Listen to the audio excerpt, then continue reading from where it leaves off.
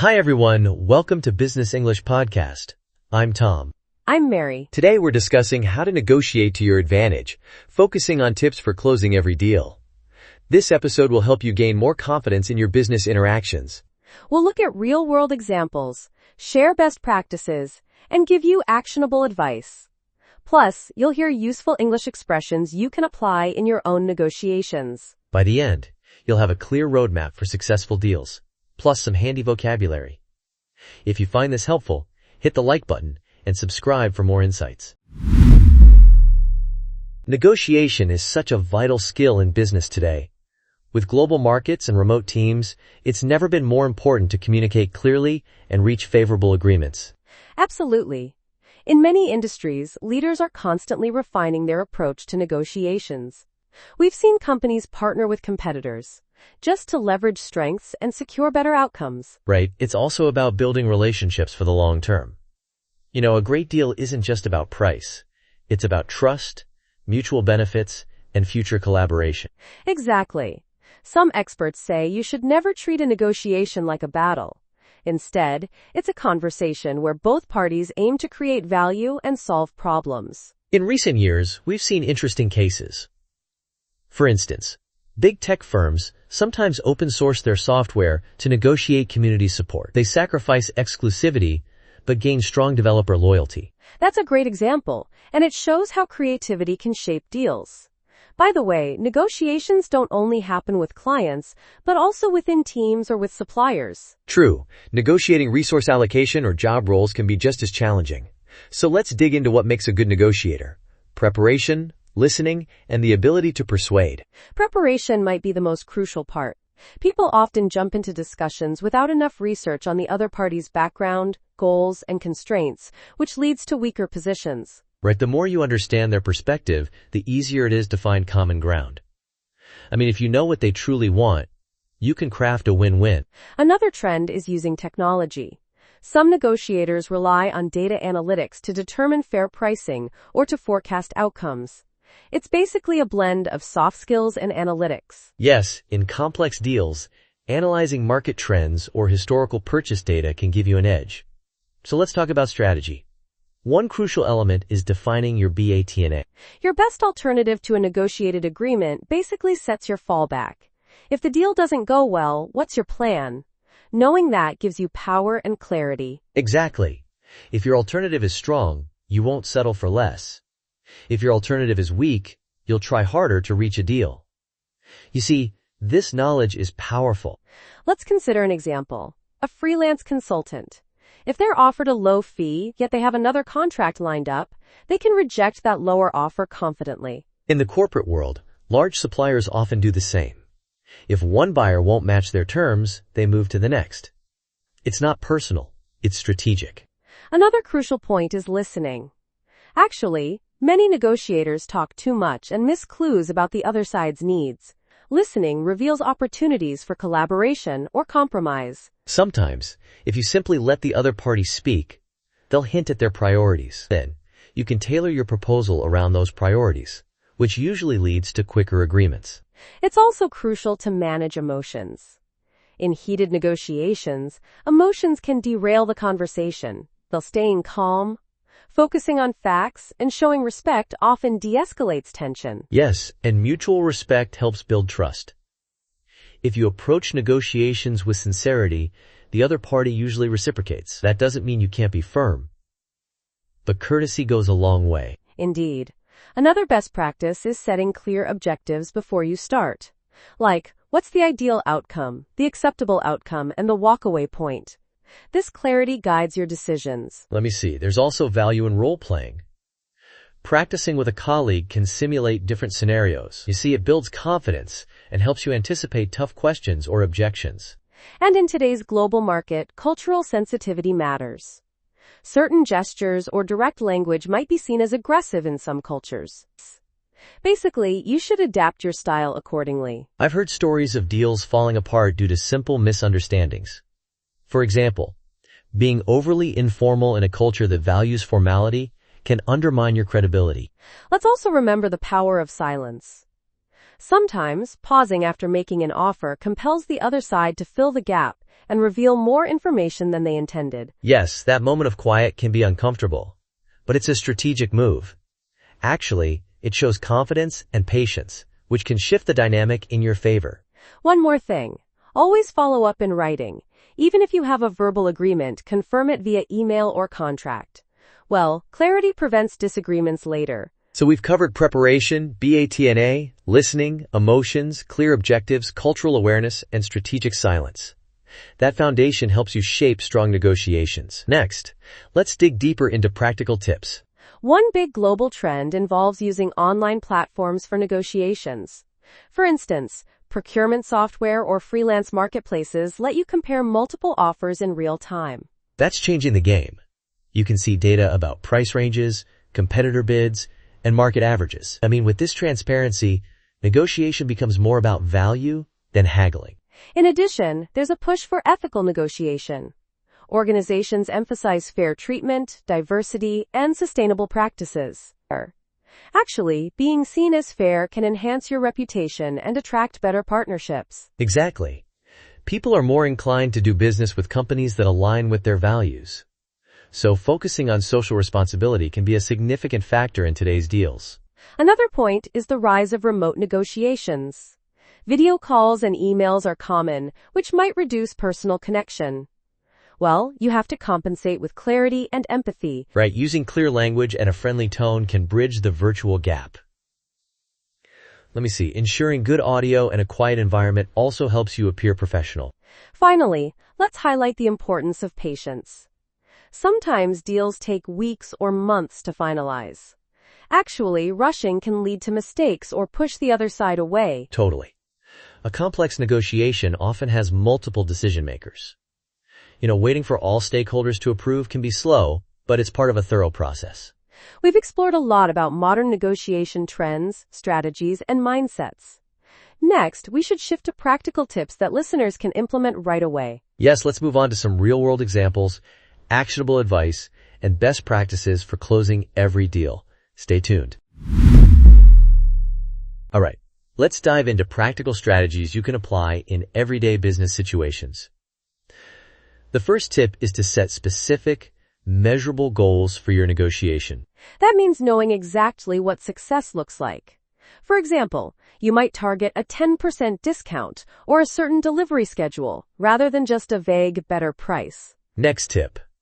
Research the other party thoroughly. We'll check their company history, financial status, and leadership style. This insight helps you tailor your approach and speak their language. Also, look at social media or news for clues about their recent projects. You see, if they've just launched a new product, they might be eager to partner. Exactly. Another tip is to create multiple options. Don't present just one offer. Actually, giving a few packages or solutions lets them choose what fits best. Right, it shifts the mindset from accept or reject to which one. That sense of control can increase their satisfaction, leading to a faster agreement. The next tip is to aim high but stay realistic. Basically, if you start with a modest proposal, you leave yourself little room to negotiate. However, if your initial ask is too extreme, you risk appearing unreasonable. So find a balance. By the way, practice your pitch to maintain confidence. Another practical approach is labeling your concessions. When you give something up, clearly state its value. For instance, say, I'm reducing the price by 5%, which is significant. Yes, that makes the other side appreciate what they're receiving. It also sets the stage for them to reciprocate. Like, we made a fair concession, now what can you do? Indeed, reciprocity is powerful. Another tip is to watch body language or vocal tone. If you're in person, notice if they lean forward or cross their arms. And in online settings, pay attention to pauses or quick responses. Sometimes a delay might mean they're consulting others or considering alternatives. Well, that insight can guide you. Next, use clear language. Basically, avoid ambiguous phrases like maybe or we could. State what you want directly, such as, we need a delivery date of June 10th. Clarity prevents confusion and speeds up decision-making. Also, be careful with technical jargon. If the other side doesn't understand, they may hesitate or lose trust. Another tip is to manage the environment. If possible, choose a setting where you feel comfortable and confident. Actually, physical surroundings can influence the negotiation dynamic. True, a neutral or welcoming space often promotes open conversation. And if you're on a video call, tidy up your background. Professional visuals can boost credibility. Here's another tactic. Ask open-ended questions. For instance, what challenges are you facing? Or, how can we best support your objectives? This can reveal hidden motivations. Absolutely. People often share details that help you adapt your proposal. Let me see. You can then suggest tailored solutions, making it harder for them to say no. Another practical tip is to summarize frequently. After a few points are agreed upon, restate them. That builds momentum and ensures both parties are aligned. Right, something like, so we agree on a 12-month term and a 2% penalty for late payments, correct? This clarifies each milestone and limits confusion. Also, consider timing. Sometimes negotiating at quarter end helps if the other side wants to hit targets. They might be more flexible under that pressure. That's a common tactic in sales. Likewise, if they're launching a new product soon, they might push for a quick resolution. So watch external deadlines for leverage. Next, always keep notes. Document offers, counteroffers, and key points. Actually, it's easy to forget details in a long discussion. Good records help you stay consistent. Exactly. Another tip is to manage your tone. If you sound aggressive or impatient, the other side might shut down. Keep it firm but respectful. Finally, know when to walk away. Basically, if terms don't align with your goals or values, it's better to end negotiations than accept a bad deal. While walking away isn't failure, it can free you to find a more suitable partner or wait for better timing. It's an essential part of negotiation power. We've covered goal setting, research, multiple options, realistic offers, labeling concessions, body language, clarity, environment, open questions, summaries, timing, documentation, tone, and walking away. Exactly. These tips provide a solid framework for anyone looking to close deals effectively. Next, let's move on to our English lesson, where we'll break down some key terms. Before we jump there, consider one last tip. Reflect after each negotiation. Note what went well, what didn't, and how you can improve. Continuous learning drives long-term success. That's crucial. A quick debrief, even if it's just 5 minutes, helps identify patterns and refine your approach. With that said, let's transition to the English lesson now. Great idea. Our practical tips segment ends here, so let's begin our vocabulary breakdown. Now let's talk about 5 key words and phrases from our negotiation discussion. First up is BATNA. It's short for Best Alternative to a Negotiated Agreement. This concept is your fallback plan if the negotiation fails. For example, if you're discussing a freelance contract, your BATNA might be another project offer already in hand. Exactly. Having a strong BATNA gives you confidence because you won't settle for a bad deal. In English, we often say, "What's your BATNA here?" to clarify your fallback. The second term is win-win. This phrase means both sides gain something valuable. It's about mutual benefit. For instance, we aim for a win-win, so both companies thrive. Right, a win-win suggests no one feels exploited. It's a positive outcome where all parties leave satisfied. You might hear, "Let's find a win-win solution to this problem." Third, let's focus on the phrase walk away. In negotiation contexts, to walk away means ending discussions without an agreement. For example, we decided to walk away from the deal. Yes, it's a strong move. If the terms are unfavorable or your BATNA is better, you might walk away. It's basically exercising your freedom to decline. The fourth phrase is bottom line. We often hear it in business as the final, non-negotiable point, like, our bottom line is a 15% discount, nothing lower. Exactly. What's the bottom line here? Means, what's the least or most you're willing to accept? It's a direct way to find someone's final position in a negotiation. Finally, the fifth phrase is to sweeten the deal. This means adding something extra to make the offer more appealing. For instance, let's sweeten the deal by extending the warranty. Yes, it's common in sales and marketing. If a buyer hesitates, you might say, We'll sweeten the deal by including free installation. It's a bonus to seal the agreement. So to recap, we've got BATNA, win-win, walk away, bottom line, and sweeten the deal. These terms frequently appear in negotiation discussions, so it's good to practice them. Exactly. Try using them in your own sentences or role-play scenarios. Understanding these words will boost your ability to negotiate effectively in English. Let's move on to a quick example dialogue. We're hoping for a win-win outcome. Our bottom line is a 15% discount, but we can sweeten the deal if needed. That sentence combines three of the terms. You could respond with, our BATNA is another supplier, so we might walk away, unless we find mutual benefits. Perfect. Now you see how these phrases fit into a real negotiation scenario. Practice them, and you'll sound more natural and persuasive in professional settings. We've covered 5 negotiation terms, but there are many more out there. Exactly. Keep expanding your vocabulary to become a strong communicator in business English. That wraps up our English lesson segment. Let's move toward our closing thoughts and summarize everything we've discussed today. Before we conclude the English lesson, let's do one quick recap of those 5 terms. BATNA, win-win, walk away, bottom line, and sweeten the deal. Yes, remember, BATNA is your fallback, win-win is mutual benefit, walk away is ending negotiations, bottom line is the final acceptable term, and sweeten the deal is adding extra value. Practicing these terms in sentences will help you master them. Exactly. That solidifies your negotiation vocabulary. Now let's move on to our closing segment. Also, don't forget to listen for these phrases in business news or online videos. Real-world usage is the best teacher. All right, let's officially wrap up this lesson. Great. We'll now summarize our main negotiation points and say goodbye. Ready?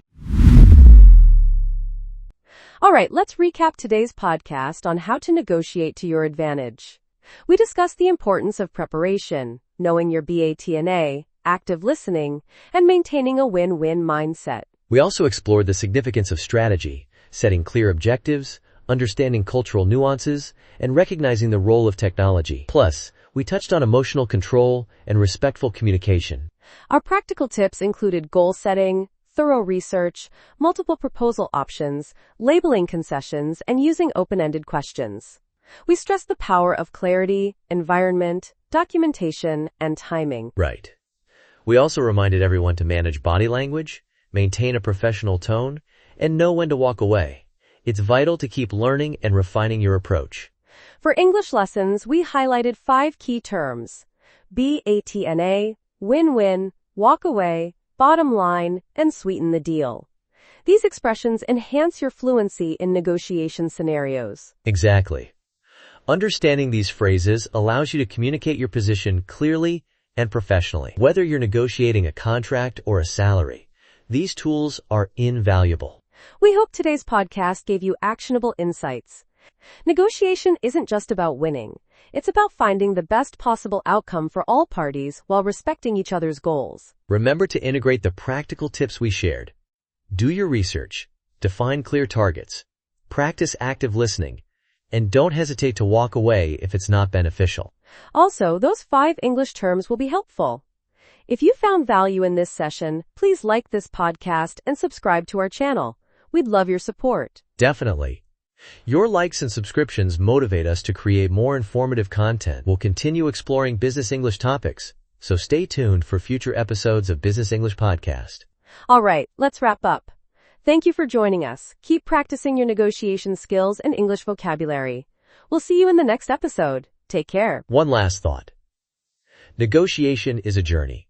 The more you practice, the more you'll recognize patterns and find effective tactics. Reflect on each experience to refine your skills.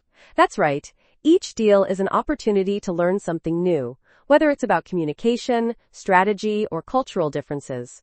Embrace that mindset, and you'll grow continuously. So keep sharpening both your English and negotiation skills. We appreciate you tuning in, and we can't wait to share more insights next time. Take care, everyone. Thanks for listening to Business English Podcast. Goodbye. Goodbye, and keep practicing those negotiation techniques for bigger and better deals.